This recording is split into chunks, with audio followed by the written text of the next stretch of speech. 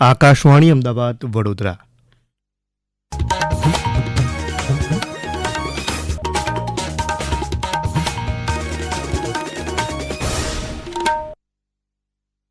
પ્રાદેશિક સમાચાર પ્રવેશ અડિયેચા વાંચે છે.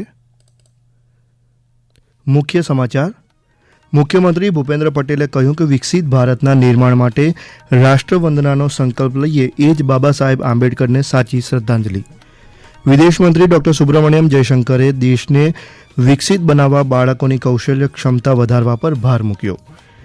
એનએફએસયુ દેશભરમાં વધુ 9 પરિસરની સ્થાપના કરશે. કચ્છ અને સૌરાષ્ટ્રમાં આજથી ગુરુવાર સુધી મહત્તમ તાપમાન 45 ડિગ્રી સેલ્સિયસ સુધી પહોંચે તેવી શક્યતા. અને પોરબંદરમાં પહેલીવાર અખિલ ભારતીય સી કાયાકિંગ સ્પર્ધા યોજાઈ. સમાચાર વિગતવાર. મુખ્યમંત્રી ભૂપેન્દ્ર પટેલે કહ્યું કે વિકસિત ભારતના નિર્માણ માટે રાષ્ટ્રવંદનાનો સંકલ્પ લઈએ એ જ બાબા સાહેબ આંબેડકરને સાચી શ્રદ્ધાંજલિ હશે. ગાંધીનગરમાં ગઈકાલે ભારત રત્ન ડોક્ટર બાબા સાહેબ આંબેડકરની 134મી જન્મજયંતિ નિમિત્તે યોજાયેલા તુરી બારોટ સમાજના માતૃ વંદના ભીમ ડાયરો અને સન્માન સમારોહમાં શ્રી પટેલે આ મુજબ જણાવ્યું હતું.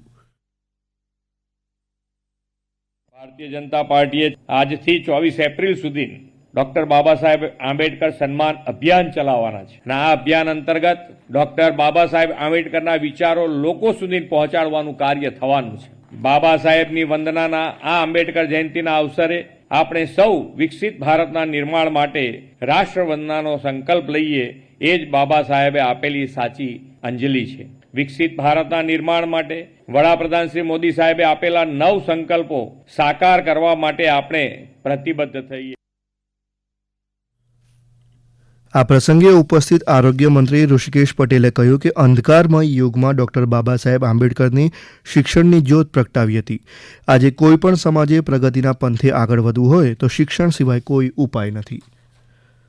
સુરતના ઓલપાડમાં વન અને પર્યાવરણ રાજ્યમંત્રી મુકેશ પટેલના હસ્તે ગઈકાલે વિવિધ વિકાસ કામોનું લોકાર્પણ કરાયું.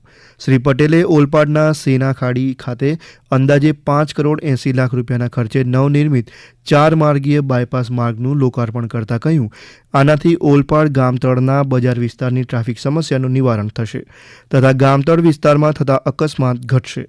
આ ઉપરાંત રાજ્ય સરકાર દ્વારા સુરતથી કીમ સુધીના માર્ગને 6 માર્ગીય કરાશે તેમ પણ શ્રી પટેલે ઉમેર્યું હતું. તેમણે કહ્યું, આગામી દિવસોમાં ઓલપાડમાં 100 પથારીની નવી સરકારી હોસ્પિટલનું નિર્માણ કરાશે. શ્રી પટેલે ઓલપાડ ખાતે એસટી ડેપોના વર્કશોપ તેમજ તાલુકામાં ભૂગર્ભ sump, pumping machinery, flood protection wall, તળાવ બ્યુટિફિકેશન, આંતરિક પાણી વિતરણ અને રોડના કામોનું ખાતમુહૂર્ત અને લોકાર્પણ પણ કર્યું હતું. વિદેશ મંત્રી ડોક્ટર સુબ્રમણ્યમ જયશંકરે વિકસિત ભારતના નિર્માણ માટે બાળકોની કૌશલ્ય ક્ષમતા વધારવા પર ભાર મૂક્યો છે. 2 દિવસ માટે નર્મદાની મુલાકાતે આવેલા શ્રી જયશંકર ગઈકાલે પ્રથમ દિવસે વિવિધ વિકાસ કાર્યોના લોકાર્પણ અને ખાતમુહૂર્ત કાર્યક્રમમાં ઉપસ્થિત રહ્યા હતા. ત્યારબાદ ગરુડેશ્વર ખાતે અંદાજે 71 એકર વિસ્તારમાં નિર્માણ પામી રહેલા હોસ્પિટાલિટી પ્રોજેક્ટ અને ખડગદા પાસે નિર્માણાધીન આદિવાસી સંગ્રહાલય પરિયોજનાનું નિરીક્ષણ કરી શ્રી જયશંકરે બંને પરિયોજનાની માહિતી મેળવી હતી. ઉપરાંત શ્રી જયશંકરે એકતાનગર ખાતે મિયાવાકી જંગલની પણ મુલાકાત લીધી તેમજ પર્યાવરણ બચાવવાનો સંદેશ આપતી દસ્તાવેજી ચિત્ર નિહાળ્યું હતું. કેન્દ્રીય ગૃહમંત્રી અમિત શાહે કહ્યું કે આરોપી અને ફરિયાદી બંને સાથે અન્યાય ન થાય તે માટે ન્યાય સહાયક વિજ્ઞાનને ફોજદારી ન્યાય પ્રણાલીનો ભાગ બનાવવો મહત્વનો છે. નવી દિલ્હી ખાતે ગઈકાલે ગાંધીનગરની રાષ્ટ્રીય ન્યાય સહાયક વિજ્ઞાન વિશ્વવિદ્યાલય એનએફએસયુ દ્વારા આયોજિત અખિલ ભારતીય ન્યાય સહાયક વિજ્ઞાન સંમેલનને સંબોધતા શ્રી શાહે આ મુજબ જણાવ્યું હતું. તેમણે કહ્યું, સીમાહીન ગુનાઓને રોકવા ન્યાય સહાયક विज्ञान उपयोग जरूरी है.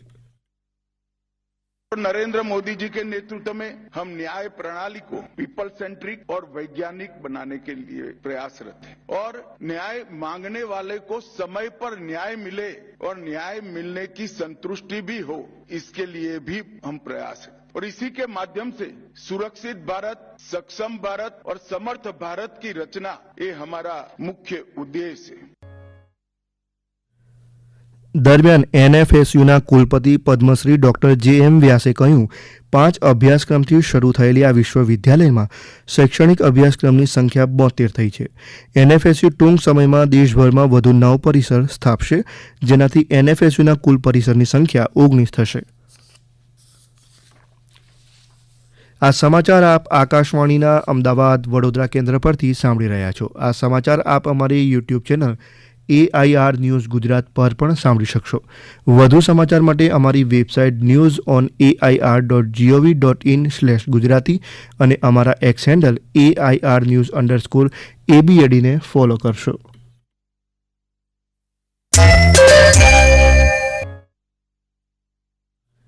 પંચમહાલ જિલ્લામાં મોરવા હડપ તાલુકા માટેનો તાલુકા સ્વાગત ફરિયાદ નિવારણ કાર્યક્રમ આગામી 23 એપ્રિલે યોજાશે.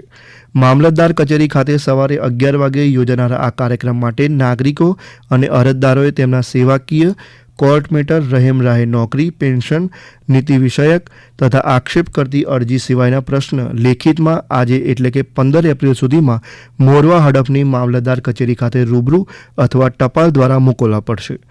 અરજદારોએ એક અરજીમાં ફક્ત એક જ ફરિયાદ કે પ્રશ્ન રજૂ કરવાનો રહેશે. અરજદારોએ પ્રશ્નના કવર તેમજ અરજી પર તાલુકા સ્વાગત ફરિયાદ નિવારણ કાર્યક્રમ એમ સ્પષ્ટ લખવાનું રહેશે તેમ સત્તાવાર યાદીમાં જણાવાયું છે. હવામાન વિભાગે આજથી ગુરુવાર સુધી કચ્છ, સૌરાષ્ટ્ર અને રાજ્યના કેટલાક વિસ્તારમાં મહત્તમ તાપમાન 45 ડિગ્રી સેલ્સિયસ સુધી પહોંચે તેવી આગાહી કરી છે. દરમિયાન બનાસકાંઠા, સાબરકાંઠા, રાજકોટ અને કચ્છમાં અતિશય ગરમીનું મોજું ફરી વળવાની હીટવેવની આગાહીના કારણે ચેતવણી આપવામાં આવી છે. આ ઉપરાંત દરિયાકાંઠાના વિસ્તારોમાં ભારે પવનના કારણે માછીમારોની ચેતવણી આપવામાં આવી હોવાનું હવામાન વિભાગના વૈજ્ઞાનિક રામાશ્રય યાદવે જણાવ્યું હતું. अलर्ट जारी है वो डिस्ट्रिक्ट है बनासकांठा, साबरकांठा, राजकोट और कच्छ डिस्ट्रिक्ट है. यहाँ पे 15, 16 और 17 तारीख में वेव की वार्निंग और साथ में येलो अलर्ट है. और hot and humid discomfort condition की बात करेंगे तो हॉट एंड ह्यूमिड के लिए डे 2, डे 3 और डे 4 एंटायर गुजरात कोस्ट के लिए डिस्कम्फर्ट कंडीशन बनी रहेगी. દરમિયાન ગત 24 કલાકમાં સૌથી વધુ 44 ડિગ્રી સેલ્સિયસ મહત્તમ તાપમાન કંડલા હવાઈ મથક પર નોંધાયું હતું, જ્યારે રાજકોટમાં 43, અમરેલી અને અમદાવાદમાં 42 તેમજ અન્ય જિલ્લાઓમાં મહત્તમ તાપમાન 41 ડિગ્રી અને તેનાથી ઓછું રહ્યું હતું. રાજ્ય સરકારે પાટણ નગરપાલિકાને મળતા અનુદાનમાં વધારો કર્યો છે. તે અંગે પાટણ નગરપાલિકાના પ્રમુખ હિરલ પરમારે પ્રતિક્રિયા આપી હતી. શહેરી વિકાસ યોજનામાંથી જે 8 કરોડની ગ્રાન્ટ મળતી હતી એ ગ્રાન્ટ હવે 12 કરોડ થઈ છે. 34 જેટલી નગરપાલિકાઓ છે એને આ યોજનાનો લાભ મળ્યો છે અને લગભગ આ યોજનાનો લાભ અ, બ, ક અને ડ વર્ગની નગરપાલિકાઓને પણ આપવામાં આવેલ છે. આ ગ્રાન્ટ વધવાથી અમારા પાટણ શહેરના વિકાસમાં વધારો થશે. જે રોકાયેલા અધૂરા કામો હોય એમાં પણ સુલભતા મળશે અને જે આઉટગ્રોથ વિસ્તાર છે, જે જૂની હદ અને નવી હદ બંનેમાં જે સમાવિષ્ટ કરેલો હતો એમાં પણ આ ગ્રાન્ટ જે નવી હદમાં જૂની હદમાં ગણતરીમાં થશે એનો પણ આ કામ ગ્રાન્ટમાં કામ થઈ શકશે. પોરબંદરમાં પહેલીવાર અખિલ ભારતીય સી કાયાકિંગ સ્પર્ધાનું આયોજન કરાયું, જેમાં 50થી વધુ સ્પર્ધકોએ ભાગ લીધો હતો. આ સ્પર્ધામાં ક્વોલિફાઈડ રાઉન્ડ 3 કિલોમીટરનો અને ફાઇનલ રાઉન્ડ 2 કિલોમીટરનો યોજાયો હતો. દરમિયાન વિજેતા થનારા 1 થી 3 સ્પર્ધકોને ચંદ્રક, પ્રમાણપત્ર અને રોકડ પુરસ્કારથી સન્માનિત કરાયા. એક સ્વિમિંગ ક્લબ દ્વારા પાણીની રમતોની પ્રવૃત્તિઓને પ્રોત્સાહન આપવાના હેતુથી યોજાયેલી આ સ્પર્ધામાં પ્રવીણ ચુડાસમા પ્રથમ, દિનેશ પરમાર બીજા અને રાજેશ મેવાડા ત્રીજા ક્રમાંકે રહ્યા હતા. અમદાવાદ સિવિલ હોસ્પિટલના તમામ નોન એસી વોર્ડમાં દર્દીઓ માટે કુલર મુકાયા છે. સિવિલ હોસ્પિટલના સુપ્રિન્ટેન્ડન્ટ ડોક્ટર રાકેશ જોશીએ જણાવ્યું, દર્દીઓના આરોગ્ય પર વધુ ખરાબ અસર ન થાય તે હેતુથી આ વ્યવસ્થા કરવામાં આવી છે. અંતમાં મુખ્ય સમાચાર ફરી એકવાર. મુખ્યમંત્રી ભૂપેન્દ્ર પટેલે કહ્યું કે વિકસિત ભારતના નિર્માણ માટે રાષ્ટ્રવંદનાનો સંકલ્પ લઈએ એ જ બાબા સાહેબ આંબેડકરને સાચી શ્રદ્ધાંજલિ. વિદેશ મંત્રી ડોક્ટર સુબ્રમણ્યમ જયશંકરે દેશને વિકસિત બનાવવા બાળકોની કૌશલ્ય ક્ષમતા વધારવા પર ભાર મૂક્યો. એનએફએસયુ દેશભરમાં 9 પરિસરની સ્થાપના કરશે. કચ્છ અને સૌરાષ્ટ્રમાં આજથી ગુરુવાર સુધી મહત્તમ તાપમાન 45 ડિગ્રી સેલ્સિયસ સુધી પહોંચે તેવી શક્યતા. પોરબંદરમાં પહેલીવાર અખિલ ભારતીય સી કાયાકિંગ સ્પર્ધાની આયોજન કરાયું. આકાશવાણી પરથી સમાચાર પૂરા થયા. હવે પછી આપ 7:45 રાષ્ટ્રીય સમાચાર સાંભળી શકશો.